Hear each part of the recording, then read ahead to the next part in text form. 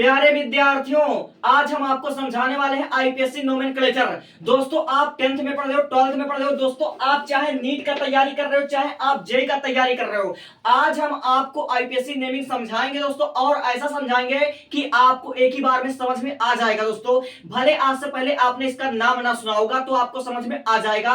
और हम वीडियो की शुरुआत करते हैं बिना आपका एक मिनट गवाए। सबसे पहली बात, अगर आप एक ऐसे स्टूडेंट हो जिसको बोर्ड एग्जाम देना है या जेई या नीट का परीक्षा देना है, तो आप आईपीएससी नेमिंग जो करोगे, कम से कम आपका 5 नंबर का या 4 नंबर का आता है। चाहे आपके नीट की मैं बात कर लूं, चाहे 10th 12th की बात कर लूं, तो आईपीएससी नेमिंग करने से पहले आपको क्या क्या बातें पता होनी चाहिए। सबसे पहली बात, आपको पता होनी चाहिए कार्बन की श्रृंखला।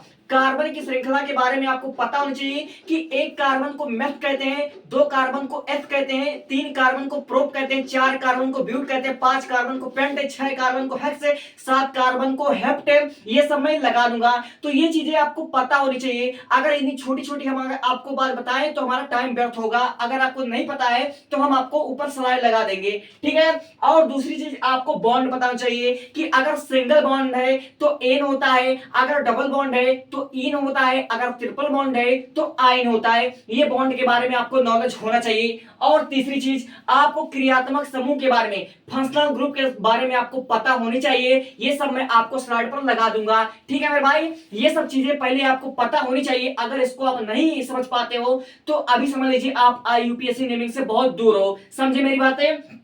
और उसके बाद आपको ब्रांच के बारे में समझ में आना चाहिए, ठीक है। तो आईपीएससी नेमिंग हम करने से पहले हमको इतनी सारी चीजें पता होनी चाहिए। कार्बन की श्रृंखला क्या होता है, बॉन्ड क्या होता है, फंक्शनल समूह क्या होता है, और फिर ब्रांच क्या होता है, इसके बारे में हमको पता होनी चाहिए। अब हम समझते हैं, इसको हम एग्जाम्पल के माध्यम से समझते हैं, ठीक है। और आईपीएससी नेमिंग करने का तरीका क्या होता है।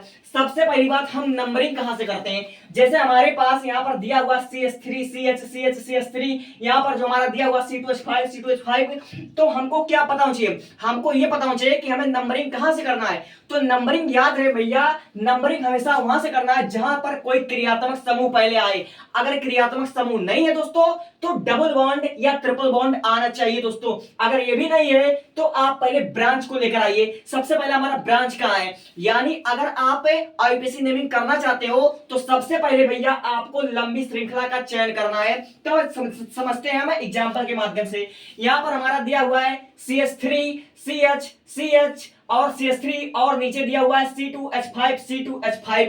अब बहुत से बच्चे ये नहीं समझ पाएंगे कि आखिर हमें इसमें लॉन्ग चेन का चयन कैसे करें। क्या हमको इस तरह से गिनना चाहिए 1 2 3 4, या फिर हमको इस तरह से गिनना चाहिए 1 2 3 4, ठीक है। तो किस तरह से गिनना चाहिए, देखो दोस्तों, जब भी आपके सामने कहीं ऐसा ग्रुप आ जाए कि यहां पर नीचे दिया हो C2H5, अगर इस तरह से अगर दिया हो तो दोस्तों आप क्या करो, इसको थोड़ा अपने हिसाब से तोड़ लो। इस शाखा को, इस ये जो हमारा दिया हुआ है, इस चयन को हम कैसे लिख सकते हैं, इसको हम अपने शब्दों में ऐसे लिख सकते हैं। देखो दोस्तों, इस वाले स्ट्रक्चर को हम यहां पर लिखेंगे अपने शब्दों में। यहां पर देखिए लिखा हुआ है H3C, तो यहां पर लिखेंगे हम CH3, ठीक है। अब देखिए यहां पर लिखा हुआ CH तो यहां पर हमने लिखा CH और यहां पर लिखा हुआ है CH3। अब देखिए यहां पर लिखा हुआ C2H5 और यहां पर लिखा हुआ C2H5, तो यानी कि आप देख सकते हैं यहां पर 2 कार्बन है, तो 2 कार्बन है और 5 हाइड्रोजन है। तो हम इसको इस प्रकार भी लिख सकते हैं ना, इस प्रकार में यहां पर लिख सकते हैं CH2 और यहां पर लिख सकते हैं हम CH3, ठीक है दोस्तों। और ठीक ये भी लिखा हुआ C2H5, तो यहां पर हम लिखेंगे CH2 और यहां पर लिखेंगे CH3। तो देखिए दोस्तों, ये वाला स्ट्रक्चर और ये वाला स्ट्रक्चर दोनों सेम ही है दोस्तों, दोनों सेम ही है। यहां पर लिखा हुआ है C2H5, देखिए 2 हाइड्रोजन 3 हाइड्रोजन मिलाकर हो गया 5 हाइड्रोजन, यानी ये वाला जो दोनों पोर्शन है C2H5 है, ये भी C2H5 है, तो यहां पर C2H5 ये भी C2H5 हो गया। अब इससे हमको फायदा क्या हुआ, इससे हमको फायदा ये हुआ दोस्तों, इससे हमको लंबा चेन गिनने का मौका मिल जाएगा।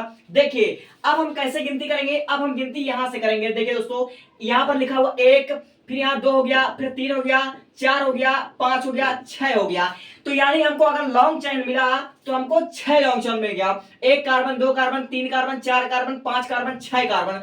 अब आप देख सकते हैं यहाँ पर 2 ब्रांच है, एक CH3 यहाँ पर है और एक CH3 यहाँ पर दोस्तों, यानी 2 यहाँ पर ब्रांच है। तो इसका आईपीएससी नेमिंग क्या हो जाएगा, इसका जो आईपीएससी नेमिंग होगा 3,4 डाई और एक कार्बन है तो मेथिल, तो 3,4 डाई मेथिल हेक्सेन इसका आईपीएससी नेमिंग हो जाएगा।